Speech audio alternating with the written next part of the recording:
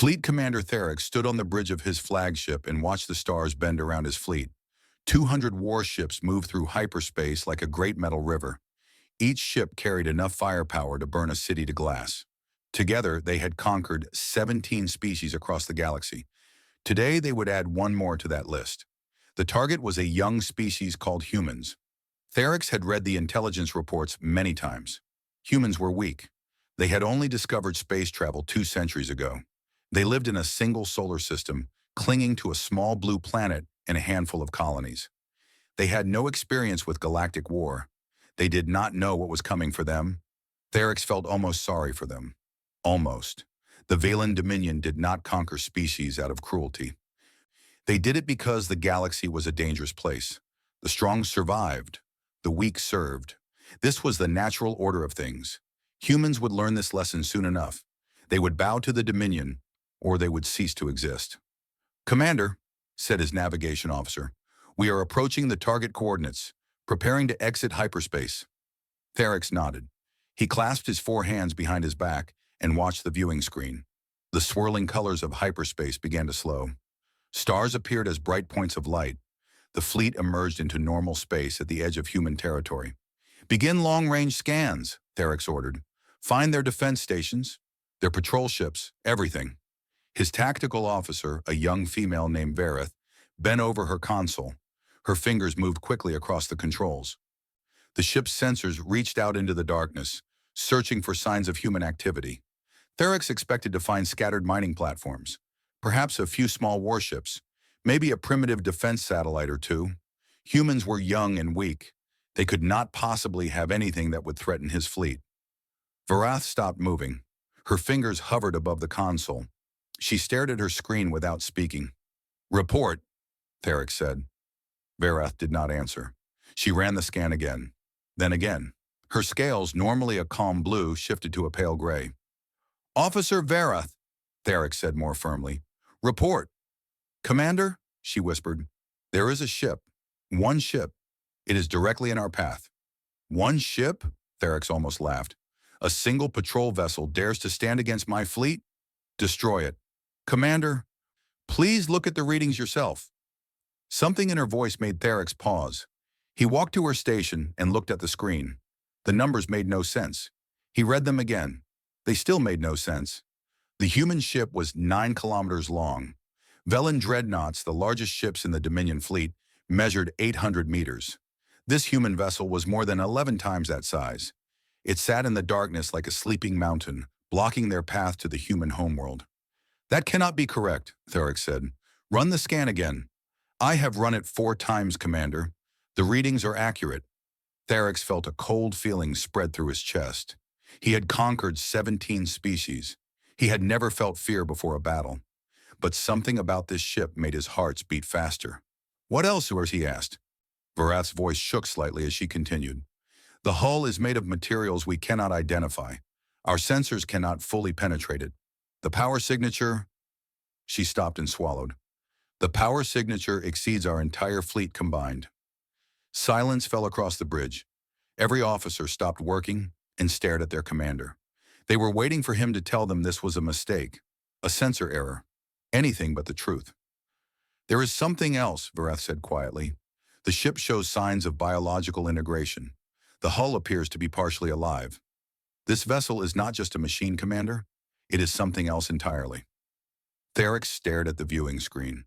The human ship was too far away to see with the naked eye, but he felt its presence like a weight on his chest. How could a species this young build something so massive, so powerful? The humans had only been in space for 200 years. The Velen Dominion had been conquering the galaxy for 3,000. "Commander," called another officer from across the bridge, "what are your orders?" Therex did not answer immediately. He was thinking about the reports he had read. Humans were supposed to be primitive, weak, easy to conquer. Those reports were wrong. They were terribly, horribly wrong. "Hold position," he finally said. "All ships hold position. No one moves until I give the order." His fleet obeyed. 200 warships stopped their advance and hung motionless in space. The most powerful armada in the Velen Dominion, frozen in place by the sight of a single enemy vessel. Then Varath spoke again. and her words made Therix's blood turn to ice. "Commander, the human ship is powering up its engines. Is it retreating?" "No, sir." Varath looked up from her console with fear in her eyes. "It is approaching us, slowly, as if it wants us to watch it coming." Therix watched the screen. Somewhere in the distance, a mountain made of metal and living tissue was moving toward his fleet. And for the first time in his long career, Fleet Commander Therix did not know what to do. Lieutenant Tae Young sat at his communication station and watched the alien fleet on his screen. 200 ships hung in the darkness, like a swarm of metal insects. They had stopped moving the moment they saw the Bekdu. That was good. That meant the plan was working. The bridge of the Bekdu was quiet. Officers moved between stations with calm efficiency. There was no panic, no shouting, no fear. Every person on this ship had trained for this moment their entire lives. First contact with a hostile alien species. The day humanity had been preparing for since they first looked up at the stars and wondered what else might be looking back. Captain Su Min sat in the command chair at the center of the bridge. She was a woman in her late 50s, with gray hair cut short and a face that showed no emotion. Her eyes moved slowly across the main viewing screen, studying the alien formation. "Status report," she said.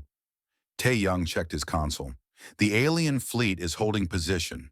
No weapons charged, no targeting systems active. They are just sitting there, Captain." "Good, keep monitoring all frequencies. If they try to communicate, I want to know immediately." "Yes, Captain."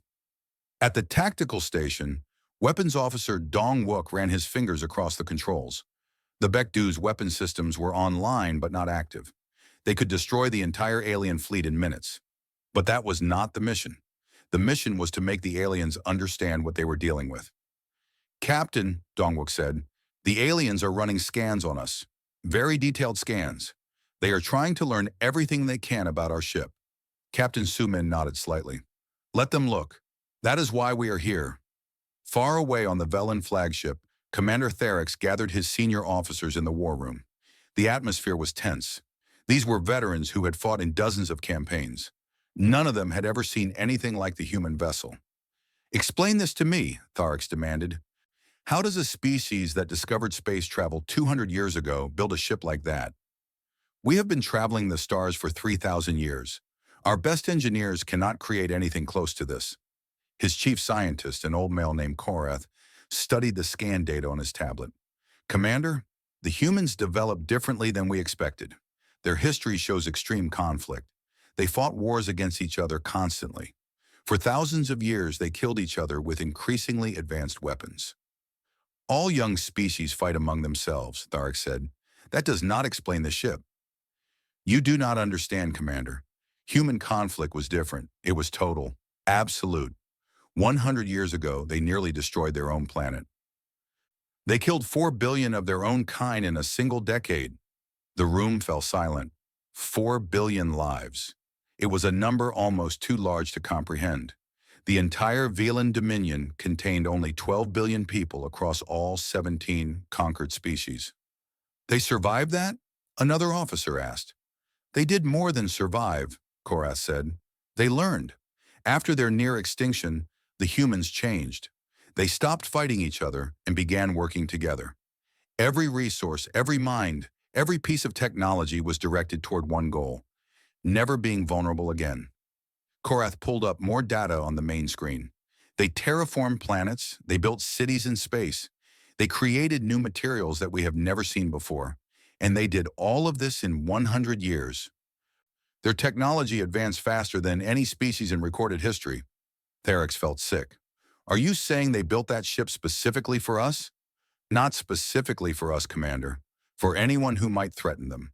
The humans knew that sooner or later, another species would find them. They have been preparing for this moment since their great disaster. They were ready before we even knew they existed." On the Bekdu, Captain Su Min received a message from the ship's historian, Dr. Mi Young. She was in the communications center preparing a data package for transmission to the alien fleet. "Captain, the history file is ready. Shall I send it?" Su Min considered for a moment. The file contained humanity's story, their wars, their failures, their near extinction, and their rebirth. It was meant to show the aliens exactly what they were dealing with. A species that had stared into the abyss of extinction and come back stronger than before. "Send it," the captain said. "Let them see who we are." The transmission beam shot across the void toward the alien fleet. Inside the data package were thousands of images and videos. Cities burning, bodies in the streets, mushroom clouds rising over ruined landscapes. And then slowly the rebuilding. The new cities, the space stations, the colonies on distant moons. And finally the construction of the Baekdu itself. 20 years, 6 million engineers, built in secret inside a hollowed asteroid. The greatest weapon humanity had ever created, designed not for conquest, but for survival. The transmission ended with a simple message in 17 languages. The humans had somehow learned to speak every language of every species the Dominion had conquered. The message said, "We built this ship because we knew you were coming. We have been waiting."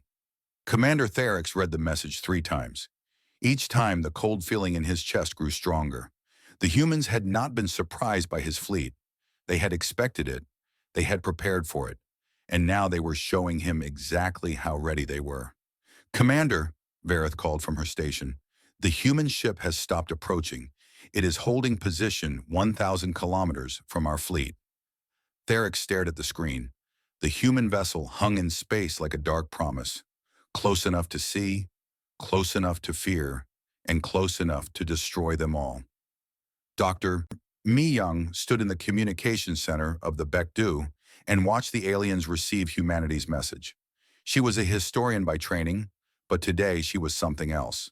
Today she was the voice of her species, the person chosen to explain who humans were and why they should be feared.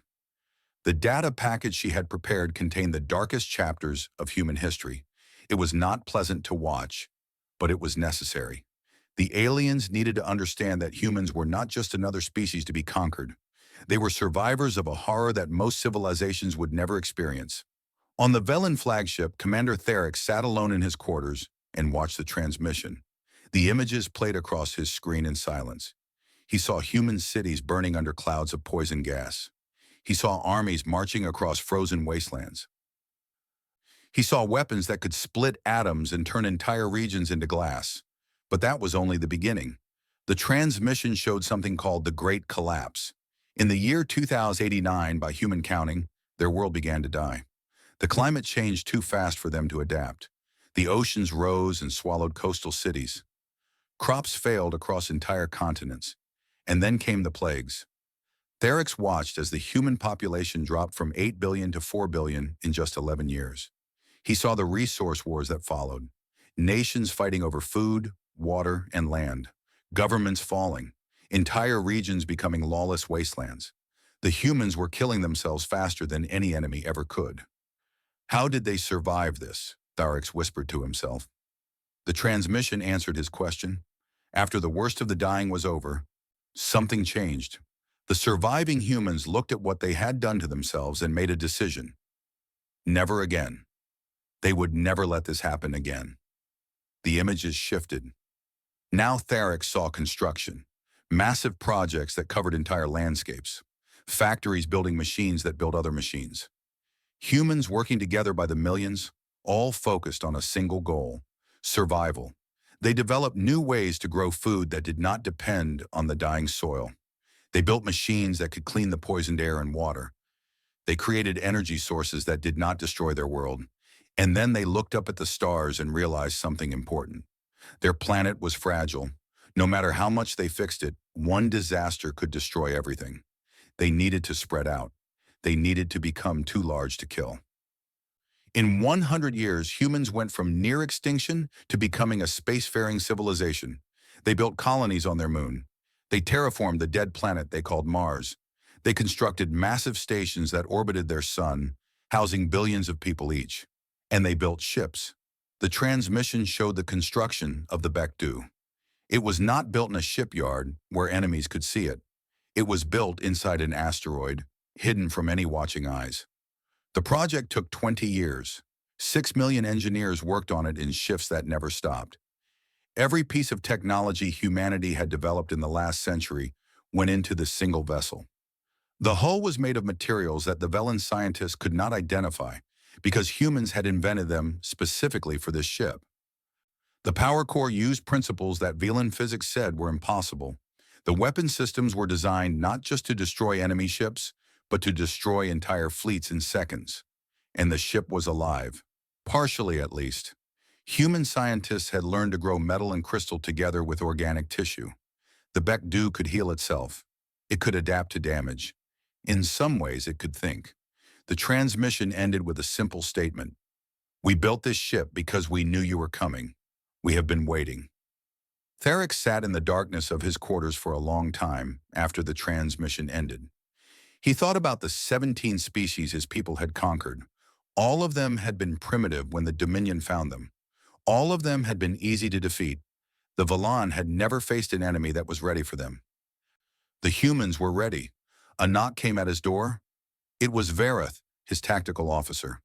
"Commander, you need to come to the bridge. The human ship is doing something." Theric followed her back to the command center. On the main screen, the human vessel hung in space, 9 kilometers of metal and living crystal. As he watched, lights began to appear along its hull. Thousands of tiny points of light, arranged in patterns that had no military purpose. "What is it doing?" Theric asked.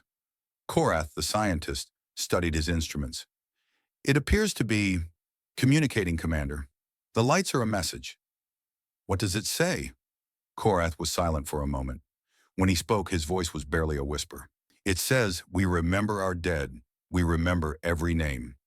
We will not add yours to the list if you choose wisely." Theric stared at the glowing ship. The humans were not just showing their strength. They were showing their pain. They were telling the Valen that they had lost 4 billion of their own kind, and they would never forget it. And they were promising that if the Valen chose war, the Valen would join that list of the dead. "Commander," Vera said quietly, "what do we do?" Theric did not have an answer. For the first time in his career, he did not know what to do.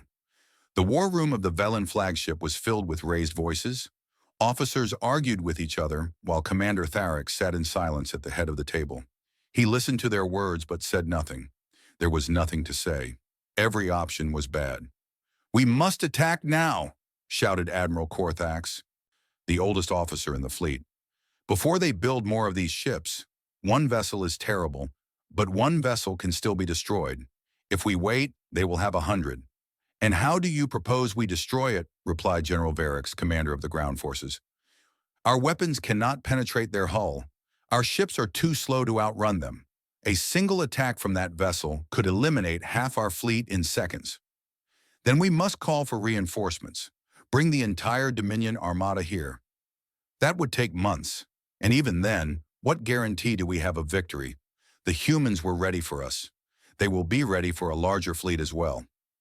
Theric raised his hand. The room fell silent. "What does our intelligence say about human behavior?" he asked. Korath, the scientist, consulted his tablet. "The humans are unpredictable, Commander. Their history shows that they can be extremely violent. They have killed billions of their own kind. But their history also shows something else. After their great disaster, they stopped fighting each other. They learned to cooperate. They prefer survival over conquest. So they might negotiate? It is possible. But Commander, there is something you must understand. The humans did not build that ship because they want to rule the galaxy. They built it because they are afraid. They are afraid of being destroyed. And frightened creatures are the most dangerous of all." On the Bekdu, Captain Su Min faced a similar discussion. Her senior officers had gathered in the command center to debate their next move. Weapons Officer Dong Wook made his case clearly. "Captain, we have them. We can destroy their entire fleet before they even fire a shot. This is what we built this ship for. This is what we trained our whole lives to do." Dr. Myung, the historian, shook her head. "And then what? The Valen Dominion controls 17 species across the galaxy. If we destroy this fleet, they will send more. We will be at war for generations. We will win that war. Will we? We have one ship, Dongwook. One. Yes, it is powerful, but we cannot be everywhere at once. While we are fighting on one front, they could attack our colonies on another. Our people would die by the millions." Lieutenant Tae-young spoke up quietly. There might be another way. Everyone turned to look at him. He was the youngest officer in the room, barely 30 years old, but Captain Suman nodded for him to continue. The aliens are afraid of us, Tae-young said. That fear is our greatest weapon right now. If we attack them, they will hate us. Hate is dangerous. Hate makes people do stupid things. But if we let them leave, if we show them that we are merciful, that fear will spread through their entire civilization. You want to let them go? Dongwook looked disgusted. They came here to enslave us. And now they know they cannot. Every species in their dominion will hear about this day. They will learn that humans are too dangerous to attack. We will not need to fight a war because no one will dare to start one. Captain Suman listened to both sides in silence. She thought about her grandmother who had survived the Great Collapse. She thought about the stories of those terrible years, the hunger, the disease, the endless death. Her grandmother had always said the same thing. We fought too much. That was our mistake. We were so busy fighting each other that we almost forgot to survive. Humanity had learned that lesson. They had spent a century building the power to defend themselves, but power was not the same as wisdom. Having the ability to destroy was easy. Knowing when not to use that ability was hard. Open a channel to the alien flagship, Suman said finally. Tae-young's fingers moved across his console. Channel open, Captain. Suman stood and walked to the center of the bridge. The main screen showed the Velan fleet, 200 ships waiting in the darkness, waiting to see what humanity would do. Commander Therix, she said in perfect Velan, my name is Suman. I am the captain of this vessel. I am going to offer you something that no conquered species has ever received from your dominion. On the Velan flagship, Therix leaned forward in his chair. The human captain spoke his language flawlessly. How long had they been watching? How much did they know? I offer you a choice, Suman continued.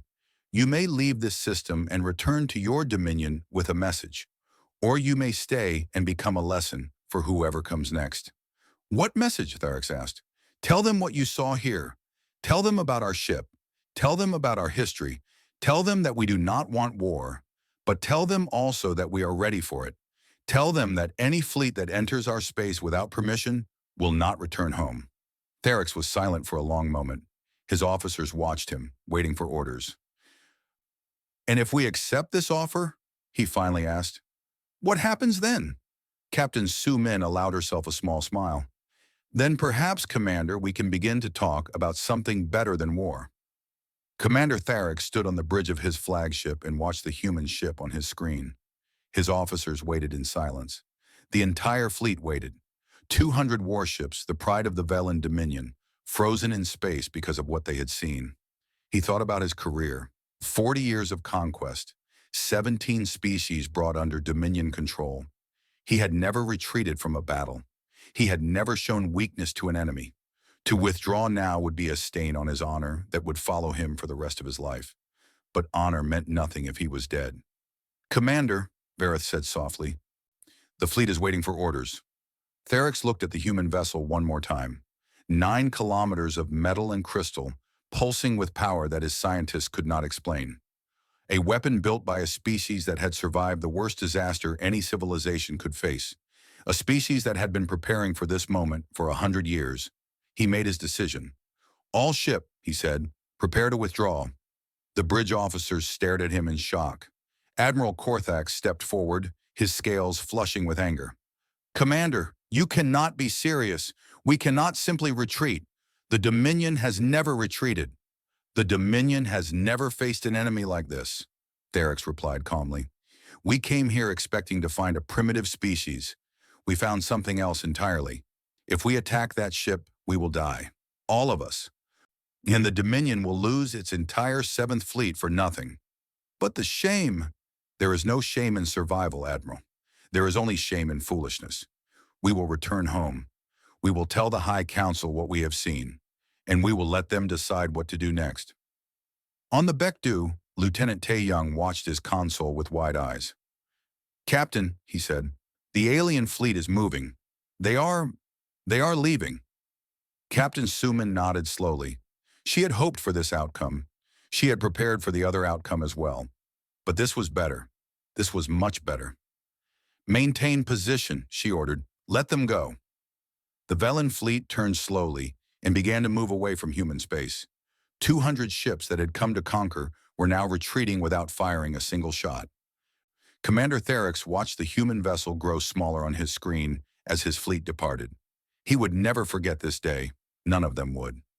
1 year later, a single Velen ship appeared at the edge of human space. It was not a warship. It was a diplomatic vessel, carrying ambassadors from the Dominion. They had come to talk. Captain Su Min, now promoted to admiral, greeted them at a space station orbiting Earth. The negotiations were long and difficult. The Velen were proud, and accepting humans as equals was not easy for them. But in the end, they signed an agreement. The Dominion would not enter human space without permission. Humans would not attack Dominion territory, and both sides would share certain technologies that could benefit everyone. Among the Velen diplomatic team was a young ensign named Serath. He had been on the flagship when the Bekdu appeared. He had watched his commanders freeze in fear at the sight of the human vessel. That moment had changed him forever. Now he walked through the streets of a human city called Seoul. It was spring, and pink flowers bloomed on the trees that lined the roads. Humans walked past him, looking at his gray scales and forearms with curiosity, but not fear. He stopped at a wall made of black stone. Names were carved into the surface. Thousands of names, millions of names. So many that the wall stretched for kilometers in both directions. An old human woman approached him. Her hair was white and her face was wrinkled, but her eyes were sharp and clear. She looked at the names on the wall, then looked at Serath. "Do you know what this is?" she asked.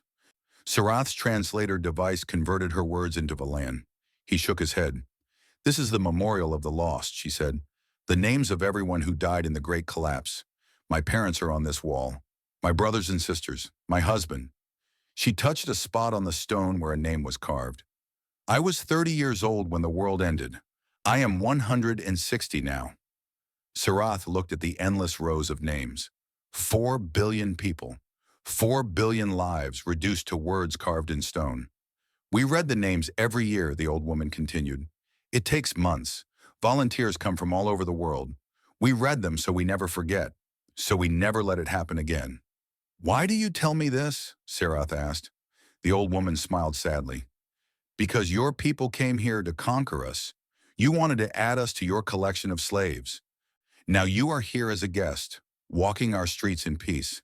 That is not because we are weak, it is because we are tired of death." She pointed at the wall. "We did this to ourselves. We killed 4 billion of our own kind through stupidity and greed. We built that ship you fear so much, not because we want to hurt you. We built it because we remember what we lost, and we will do anything to protect what we have left." Serath stared at the wall for a long time. He thought about the stories his commanders had told about humans. They said humans were dangerous. They said humans were unpredictable. They said humans were the most terrifying species in the galaxy. Now he understood why. Humans did not build warships because they loved war. They built them because they remembered everything. Every name on this wall was a reminder of what they had lost and what they refused to lose again. "I am sorry," Serath said quietly, "for what my people tried to do." The old woman nodded. "So are we, for many things." She turned back to the wall and began to read the names aloud, one by one, human name after human name, spoken into the spring air. Serath listened, and for the first time he truly understood humanity.